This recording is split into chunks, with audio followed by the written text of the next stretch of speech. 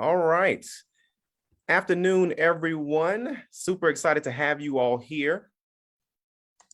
Event today, actually our lunch and learn, if you guys are at lunch, depending on what time zone you guys are in. So of course, thank you so much for being here on today. Today, we're going to talk about what your home is worth and how to prepare for the selling process in general. Now, of course, you guys are going to hear from me, an agent, and the in and outs and such. However, today we're going to bring you a different perspective. And that way you guys can see on the back end how this affects other people that have to do with your transaction as well. And we can think of no one better than not just one of our preferred partner attorneys. That's just one of her many titles, but she also owns multiple investment properties. Her and her husband, they've put together a process where if you're interested in investing and you're looking to go into hard money lending and things of that sort, she provides that as well. But again, with her and her legal team, they see what type of issues sellers run into when these things are not followed properly, or they don't have the right process, or they just don't know what to do. And that's what we're here today, guys. So I want to introduce you all to our speaker for today, our co-host, Miss Alexis Hart McDowell. How are you, Alexis? I am doing wonderful. It's so great to be here this afternoon. I think we have a fabulous topic. It's such a hot topic, actually, as we continue with this hot sellers market that we've been in for the last, 2 years now? 2.5, Man, maybe? yeah, crazy. Like, and it's still going. It's still going. Absolutely. Absolutely. So let's dive right into it. Okay. So I had a couple questions just to kind of keep us, on task and such. And of course, I wanted to start off with now, first off, let's tell us a little bit about yourself. Okay. Now, of course, we know that you are an attorney. We know that you have a legal team and things of that sort. Could you elaborate on how did you even get into, becoming an attorney, going into real estate, things of that sort? So, I have been an attorney for 2 years, and I truly have a passion for real estate, to be honest with you. My purpose is to help people of color and communities of color build wealth through real estate and entrepreneurship. And the way that I do that is by helping them, educate them, and give them the knowledge that kills the fear so that they can not only be homeowners, but real estate investors as well, in the many different capacities that you can be as a real estate investor. So that's my love, my passion, and truly just helping to educate people. Absolutely. Awesome. Awesome.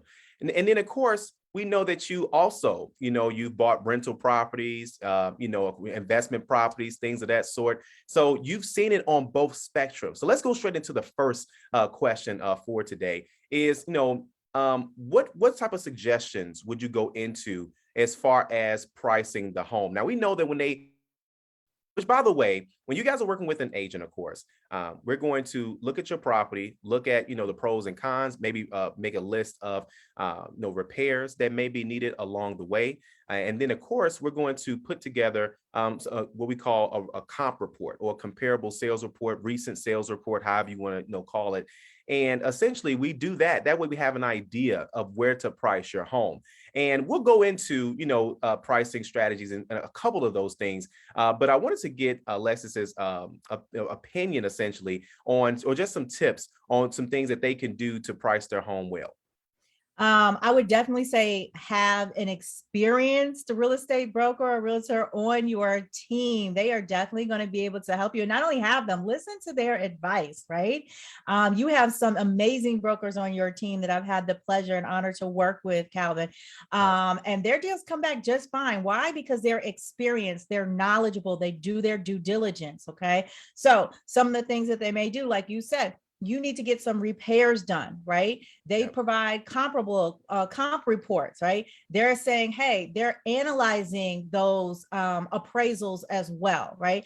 You want to make sure that your house is showing in the best light possible. And people think, oh, well, it's fine. And I think that a lot of homeowners have to detach themselves from what they consider selling points of their home these personal things, these intimate items that are only for you, right? You have to really detach yourself from that and to make your home more appealing to the broader spectrum of people who are interested in home buying, right?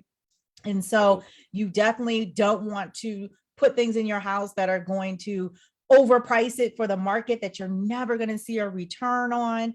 But you definitely want to make sure that you're highlighting those special parts of your house. If you have granite, if you've got certain types of floors, if you epoxy the garage, say all of it, just say it. And so your real estate broker can make a determination as to whether or not that contributes to the value, increased value of your home or not. Absolutely. And just a few takeaways from that, guys. And these are some of these things may sound simple to some of you, but we got to make sure we cross these things off the list. So let's start again from the top. Number one is making sure that your home is prepared Mhm. to be on the market. So what does that mean? We know that there's going to be nice photos taken. So you got to make sure that the house is nice enough for photos, right? So cleaning the house. Also making sure that those highlights and those updates are being displayed. What's the purpose of having granite countertops if you can't even see them because you got so much stuff on those countertops, right?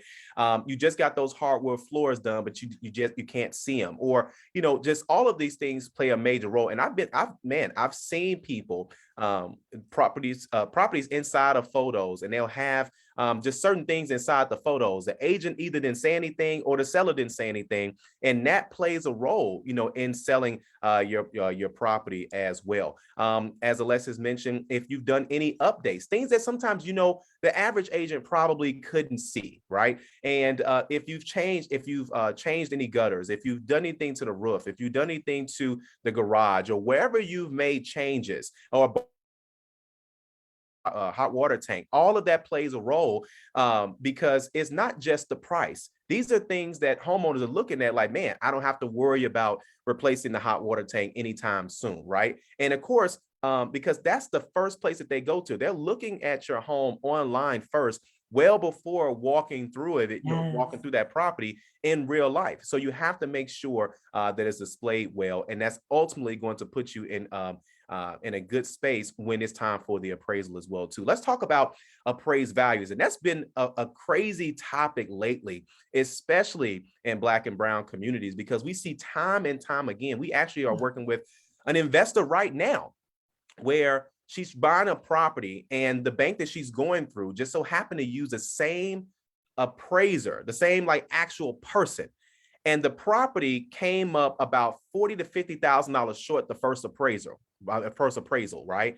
And there was a little bit of back and forth, but we know how unfortunately it ended with the seller not budging, the buyer clearly not budging, and us moving on to the next deal. Now Mhm. we did the appeal process with that one. We're on the buying side, so of course we're hoping to get a price reduction, but you ultimately don't want to lose a deal, right? And Yeah. that's what ended up happening with that one. We turn back around, get right back under contract with another property. Lo and behold, I don't know what the relationship is with the lender and this particular appraisal company or whatever, but it just so happened to be the exact same appraiser, right? Sure enough, and I'm not going to bring race into it, but but sure enough, the same another property just ended up being another $50,000 to $60,000. I know that there are some times where, because we work with sellers as well too, and some sellers they're a much higher, right? Or they want everybody feels that their property is worth more than the others. They feel like it's the nicest home on the block. Listen, guys, we get that, but unfortunately, in our neighborhoods, you get situations where you shouldn't be 50, 60, $70,000 off. It's like, what houses did you look at? Because we need to see this. And how have you seen that on your side, Alexis? So I have definitely seen that on my side, and that is what boils my blood. But it's also when I speak to home buyers, I tell them how important it is to choose the right lender from the start, right? Wow. There are some lenders, some big name banks out here Mhm. that consistently and continuously undervalue our properties. So and it's not something I'm making up. It's something that I know because I have clients that use these particular lenders. And then I almost always know like, oh, this is going to be a dispute because it's going to come back low. Whereas, other lenders, mortgage lenders are way more fair, way more equitable in their process, that, the properties are coming back at the value that the purchase price and that the comps basically support. And it's quite odd to me how a seller can have a real estate broker whose main job, essentially, when they get started, is to price that home correctly, right? You all go through a lot of training to price that home correctly. You've got comparables, you've got, you're looking through, you're driving the neighborhoods, you're doing all that to get the right price for this home. And then an appraiser comes back and then lowers it 40, 50, 60, and in some cases $80,000. Like, are you all off that much in pricing? Or are they just not, or is actually race a consideration, right? Are you all missing an extra bedroom when you're doing your comps, or is the appraiser missing an extra bedroom, right? Right. So Yeah. I can't always leave race out of it. Sometimes there can be errors, and you can dispute that, and the appraiser shouldn't have an issue if it's a blatant error of missing bedroom, bathroom, whatever it is that could change that value. But otherwise, you have to be very mindful and get recommendations from brokers, from attorneys of color, hopefully, that can tell you, all right, you'll most likely get a fair appraisal from this lender. You'll get a fair appraisal from this lender. I can give you a list of lenders that will give a fair appraisal, and I can give you a list of lenders I'd like, stay away from them. If you want to buy this house, you need to stay away from them. So we've definitely seen it on our end, and it's all about making the right choices up front with your lender. And my advice to your particular client would be, they need to get a different lender. It is not about the appraisal anymore, because with that same lender, they're going to continue to use that same thing. They need a different lender. Wow. And that's the thing, guys. It plays a major role in this entire process, and it can kill a deal. I know sometimes on the buying side, you're thinking, well, isn't that great for me that that I'm not essentially overpaying for a property? But keep in mind, that's based on one person's opinion. And that number can be so far off where it ends up being wasted time, wasted money, wasted resources for everybody. And I honestly think that the industry doesn't talk too much about successful appraisal appeals. I've actually had a couple successful appraisal appeals as well. Unfortunately, it was a property in Inglewood and completely rehabbed. I think it was a 2-unit. And at the time, it was selling for $250,000, I believe. And this was about 2 years ago. So, and obviously, but when the appraisal came back, it came back at like 210. And and sure enough, we were like trying to figure out, okay, what comps did you use, things of that sort. And it was, if as you can see by the paperwork, it was a rush job, and that's another thing you guys got to remember. Even though people have an important job, I feel like everybody's job is important, no matter what a person is doing, because what you do affects someone else. But you guys got to also keep in mind, just like there's lazy people at your job, there's lazy people in all industries, and that happens. And so when you get a situation like this, where, thank God it was an easy fix, because all we did was just say, hey, did you see these comps? Oh, I completely missed those. We still didn't get the 240. I'm sorry, we still didn't get the 250. We ended up being at 240, but we was able to at least save a deal. The seller wasn't happy. The buyer was kind of happy because they saved about $50 to $60 per month on their monthly mortgage, but they got lucky because the seller could have easily been in a financial position where they said, you know what, we're not going to sell it for that low. We're not going to do X, Y, Z. And they could have just killed the deal from there. But we had we didn't get more. However, we did get an increase. But just like Alexis mentioned, it happens too often, in our own neighborhoods. And, it's unfortunate, but just do know that you do have the appeal process. And if you can show that things do make sense, because let's be honest, I've also seen some overpriced homes. The numbers don't make sense. The seller's not budging, and you need something like that. It's a tough job, but you got to fight for it, especially if you feel that something is inaccurate. So I just want to address what you said at the very beginning, like, oh, the buyers may be like, oh, well, why is that my problem? That's good thing for me. I'm buying, not overpaying for a house. Well, it's not that you're overpaying for the house, Mhm. you're underpaying for the house because you're definitely not paying for the value of the house. Now, you take you take yourself as one buyer and extrapolate that across hundreds of thousands of buyers across the country. And then that's how we end up in what's called the systemic racism in the Yeah. real estate industry. So now you can't just think about, oh, myself, yeah, your house is going to show up as being sold for 80, 50, $60,000 less. That's going to affect the other homes in the community. Now, the community that you thought was worth X amount of dollars is now going to the values are going to start to come down because your house came down, because they're going to start using your house as a comparable. And that is how Right. communities of color on a larger scale are affected, and our equity is literally stolen from us.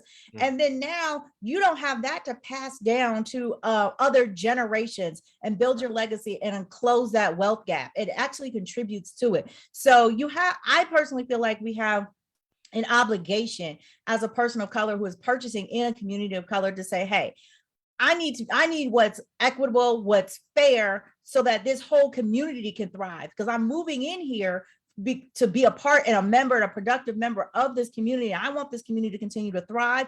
I want the values to go up because it's going to increase the value of my home as well. So, like I said, you just got to look at it on a bigger scale. And that knowing that even though you think you're getting a good deal on one end, on the back end, you can be getting a bad deal because your property values are not increasing and going up in value to help you build equity. Absolutely. I think, man, that was right, hit right on the head because so many times I think that, we always focus on our situation, but you Mhm. have no idea. I mean, man, I'm so glad you just brought this up because, now homes that I've sold like 2 years ago, 3 years ago, some of those same clients were looking to sell because they heard that the market was up. Yep. But not every single neighborhood or within a quarter mile saw an increase like Increase. that. Yeah. So some people saw a 50, $60,000 increase on average, maybe at least 20 to 30. But I have some clients, not a lot, that just their homes are still selling around them. The values just haven't gone up. And it's a good thing somewhat, but it's also a bad thing because it's long term. You got to look at why you purchased the home. It can Mhm. be an investment. You Yep. can potentially, move out of that property, rent it out. You never know what you need to do. Or if something comes up, it's always a great thing to be in an equity position, So, but that's, man, that sounds like another video. So, It is. but so next, let's go into, and I'm gonna start this one off, working with a realtor Yeah. versus selling on your own.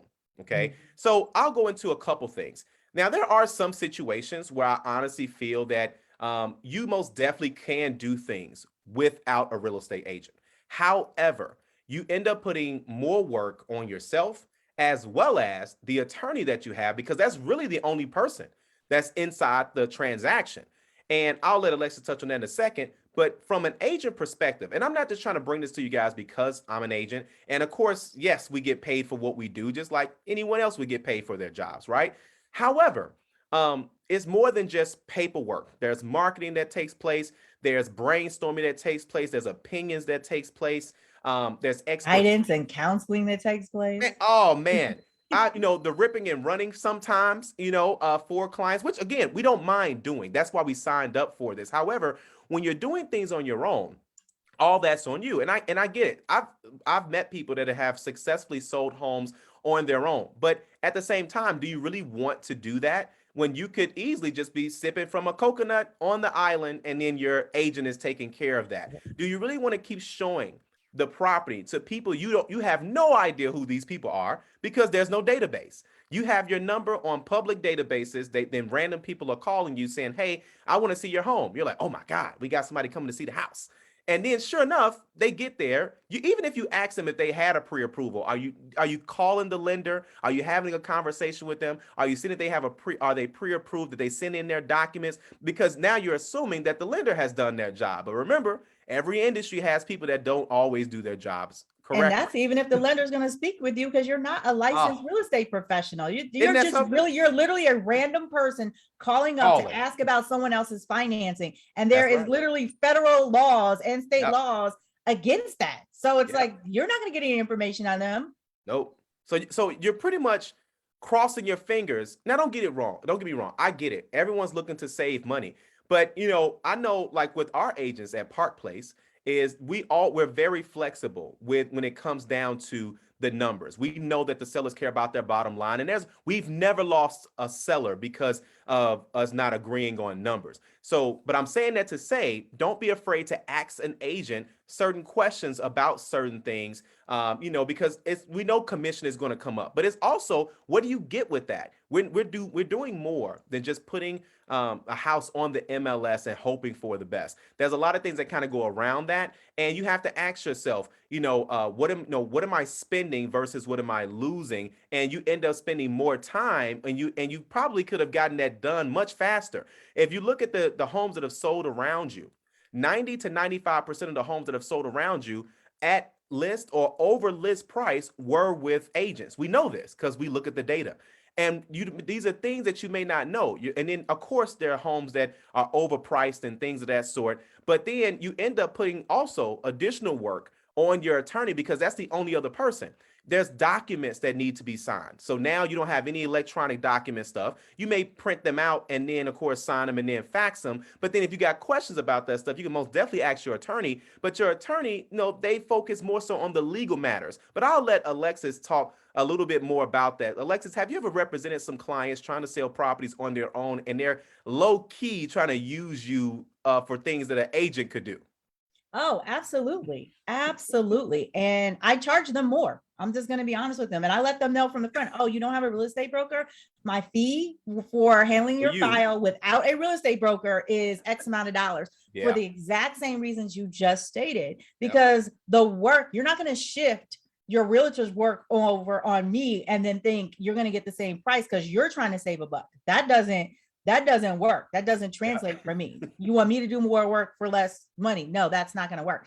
So first of all, I charge them more money. Second of all, they have to do a lot of this work, which what extends the timeline of the yep, transaction, because I'm not going to step into the realtor's role. yep, The additional fee that you're getting charged is for from very specific things like doing the contract. That's yep, about it.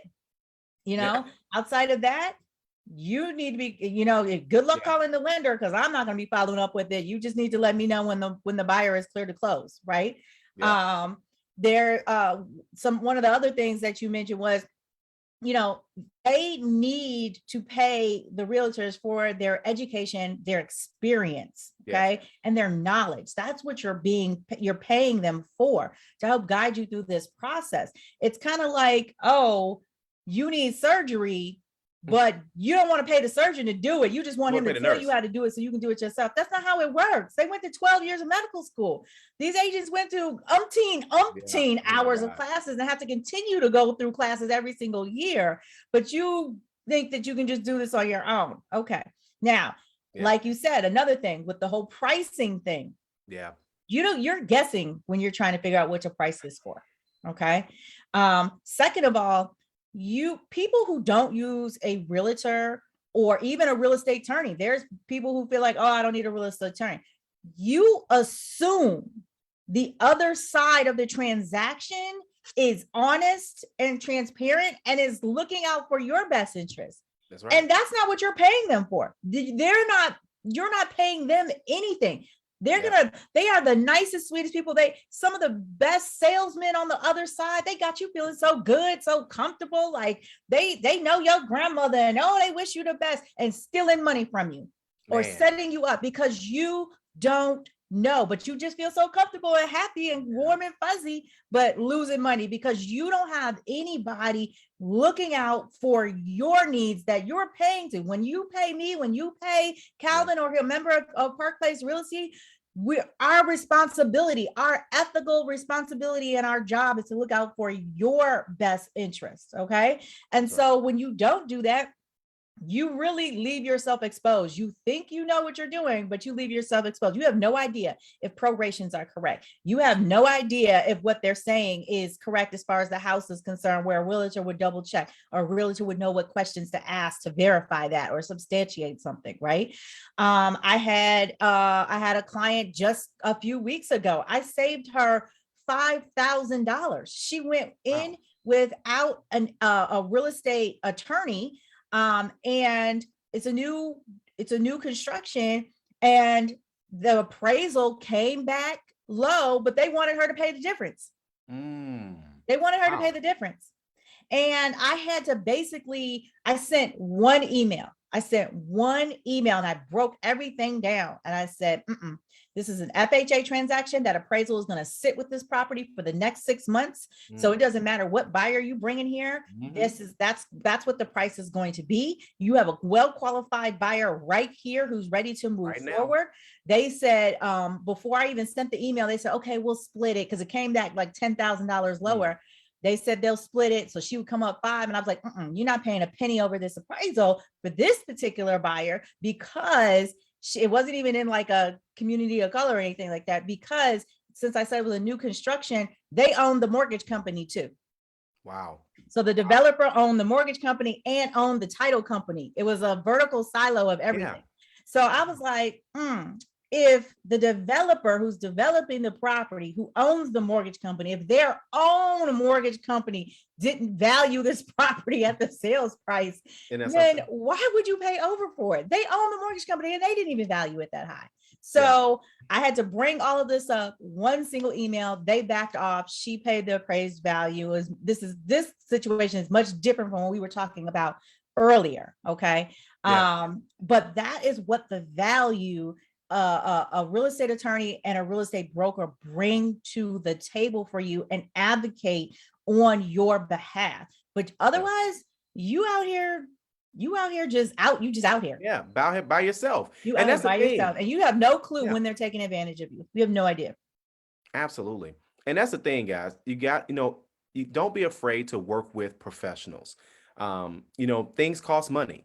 And the best thing about this is that working with an agent and working with Alexis, working with most professionals in this entire transactions, we don't get paid into the end. So in reality, you don't really need anything up front most times.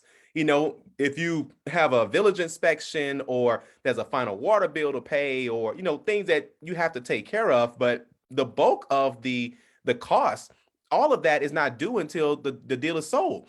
So I mean, again, um we bring value to the entire process, and we understand where sellers are coming from, and we're not saying that you can't ever do things on your own. However, just know that there's risk. You're either going to not only be spending a lot of time, which you can't ever get back, but it may end up costing you more money. But then as you have to say to yourself, okay, like for example, something as simple as cleaning your entire house. You can always clean your house, but it's a little bit different when someone else cleans it for you, and you And you get your time back. And your you get time, that you time. have to remember, Yeah, is your time worth the same amount as that's you would right, pay someone else to clean that house? Or man. is your time more important than that? And then you could be doing something more productive for either That's right. your life or your family, right?